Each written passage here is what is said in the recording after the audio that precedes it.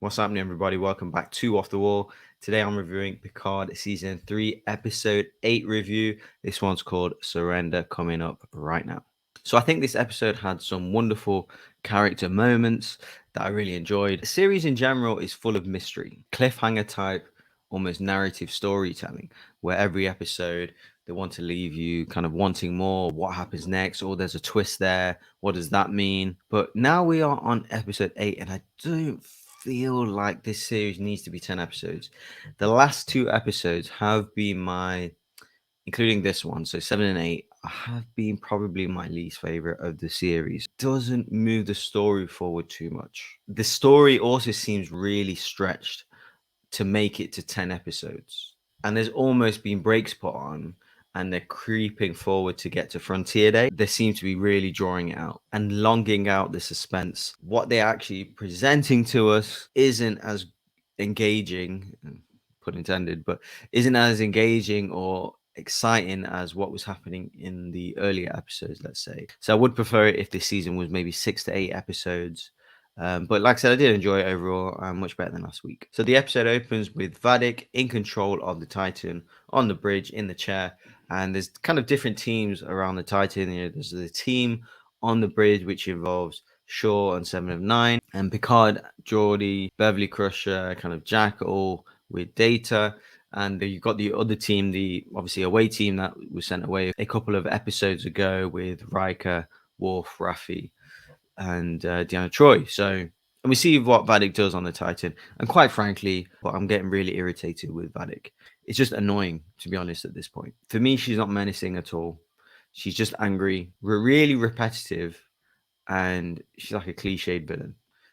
And I kind of just really, whenever she's on screen, it's just like, yeah, just, it's like, what's the issue? Okay, what other problem are you going to present for the crew? Okay, let's just get on with it. Go on, just cut to the rest. Absolute cliche villain, trying to make out like, is she creepy? Is she goofy? Like, what's going on? But yeah, I just don't get her as a villain. And we see Jack developing his new abilities, but he's going with the red eyes. And we see him able to take over almost the host, their eyes, basically. So you can see from their point of view, almost as if he's projecting himself across the ship. So he puts himself in their point of view and can kind of see through their eyes. So as Vadic has the crew on the bridge captured, Jack comes up with an idea to have himself captured after he is clocked by Vadic, or caught by Vadic whilst he was using his powers, I guess. And on the Shrike, Riker and Deanna Troy are being held captive. And their scenes together are adorable. They always have been, and they always will be, quite frankly. They've got brilliant chemistry, and it's just adorable. And it was some of the best parts of the episode, to be honest. With Riker saying, if they kill him, at least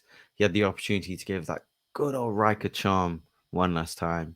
And, she explains that there was a changeling that came, was how she got captured, and she also explained that he was exactly like you, good in bed, bad at pizza or whatever. So yeah, that was crazy. But she also said that she knew that it confused me a little bit. She said that she knew straight away that they were changelings. So she like partake with that whole sleeping and pizza thing? Because did you know that wasn't right at the time, but you had to because you were being held captive, or like what was the deal there? So I don't know. I kind of just left that bit alone. And then at this point, Jack wants to hand himself in because Vanek has explained that she will kill one hostage every 10 minutes. He doesn't hand himself in. And Jack explains that he feels he can take over the ship by projecting himself and by contacting others. And of course, Sydney's next to him confirms he can do this to Picard and Beverly Crusher. But Vadic sees through him and realizes Jack is using his abilities and executes a lieutenant point blank. Just a couple of steps away from that lieutenant that was executed was Captain Shaw. Again, 2 episodes in a row, this guy completely underutilized and wasted. First few episodes, he was brilliant. He was so funny, witty, of a wind-up merchant to the Next Generation kind of, to Picard and Riker, and just something that fitted their chemistry, their bond, their friendship, and someone who just despised them. So really intriguing to have that kind of character, and it brought my interest in the show. The first few episodes, and as well as the captain of the Titan. He makes no attempt to challenge, to test Vadic, to sacrifice himself, that we've seen captains do over and over and over again. And as a leader, they have to make sacrifices, and especially regarding himself. And he literally says to Seven, "Oh, there's nothing we can do." Like, what?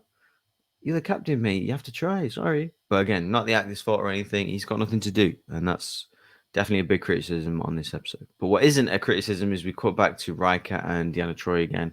And as I said, their chemistry is fantastic. I wish we had more time with them, honestly. She's coming late in the season. Really wish she was there before because I think she adds a lot. Yeah, they're brilliant together. Just nice to see him again after all these years and they've still got it. And they are out the blue rescued by Worf. Almost like how I felt it was similar to Sam rescuing Frodo in Return of the King. Frodo's captured by the orcs and he's about to get killed, eaten by the orcs that were fighting in the tower. And then Sam comes in with the blade through the back in his front with a sword. Yeah, it was a bit similar to that. But how did Worf get there? On board the Shrike, undetected almost, no explanation. And obviously Raffi's there as well, so how that happened, who knows? And obviously, an awesome reintroduction between Worf and Riker and Deanna Troi. Great banter and very warm and very nostalgic. Back on the Titan, Geordi established that they need Data to get control of the Titan. But to do that, Data and Lore need to separate. So they have a face-off in, I'm going to call it Nowhere, or in the Matrix, if you will, where they have a confrontation and there's nice scenes between Lore and Data, almost Lore taunting Data via his belongings, which represent his memories. And through that mocking, Data is actually being erased. On the Shrike, they find Picard's body. And Raffi explains that they've removed and deducted some parts of Picard's brain, the frontal lobe parts that was affected by that syndrome that he had in the previous seasons of Picard.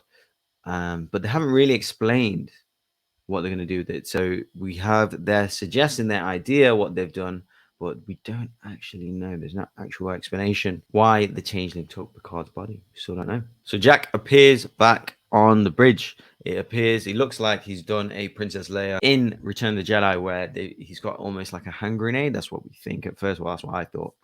Had some kind of hand grenade where Vadic then sends everyone off from the bridge, apart from Seven of Nine and her changeling officers. We call back to Data, where he thankfully overthrows Lore. And he has some nice remnants as well before doing that with his cat Spot and obviously the hologram of Natasha as well. So he then comes to it and manages to take back the Titan, of course, with his help. And it's definitely a feel-good feeling this episode. It was lovely to see Data, full Data this time, 2.0 or whatever you want to call it, reuniting with all the characters. Data would save them time and time and time again, whether if it's his just his general abilities, whether his strength, his way of overtaking things, via being an android or they would rely on him again and again and again. Awesome to see that they're doing it again. Data saves the day. So we see that grenade looking device that Jack had is actually some kind of force field for him and Seven of Nine.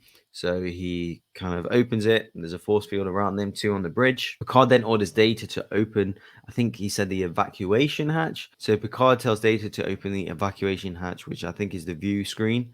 So that actually, opens up into space and sucks everybody out, meaning the changeling officers and Vadic. Where the second F-bomb of the season is dropped.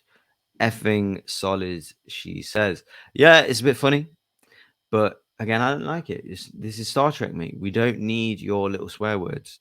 There's bigger things at play here. No need for it. It never has been any swearing in the original series, in the original series movies, in the animation, and in Next Generation. Next Generation, as far as I'm aware, never been a swear word. So I don't know why we're starting now. So we see Vadic is frozen and drifting into space, floats towards a Titan, and is smashed into a million pieces. I actually thought that we were going to see Vadic reform there and then as a changeling. There might be an episode where they survive in space or something, but I just believe that they could. And just the way their autonomy is structured, and what they're made from, I just think that they can survive. So, although it looks like they were killed there and then, I hope they are because Vadic's awful, but I had a feeling that she survived. Shorter then orders Seven to destroy the strike, and she does so accordingly. And Data has some nice reunion scenes with Picard and Geordi, and doubles down on the key integral personality traits of Star Trek, which is friendship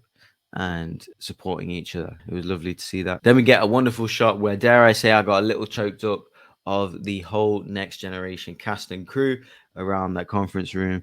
And I was glad that no one else was there, to be honest. No 709, no Jack, no Sydney. We don't need any other villains there. Just having the original crew there with the themes in the background, and just, all these years later, let's have them all together. And, like I said, the 3-4 episodes ago, when they all started appearing in the episodes, they weren't all together in the same room. So it was so nice to see them back. We need that as fans. So I'm glad you give us, the characters from the original IP, the property, all these years later pumped together. Star Wars, pay attention how they had no Han, Luke, and Leia. I'm still to this day absolutely gutted about that. And to end the episode, Deanna Troi senses, as counselor, she senses that there's a darkness on the ship, on the Titan, and she thinks he's coming from Jack. So she has a sit down with him. They have some kind of meditation thing where she tries to help him open the door, and the episode ends. I wish they kind of opened it for us to see, just get a glimpse of what's there. So we'll see what is behind the door. So in conclusion, obviously we'll see what is behind the door. I really hope it's worth it. They've literally been drawing this out every single episode. I mean, Jack flat out asked Vadic, what do you want from me? What's going on with me?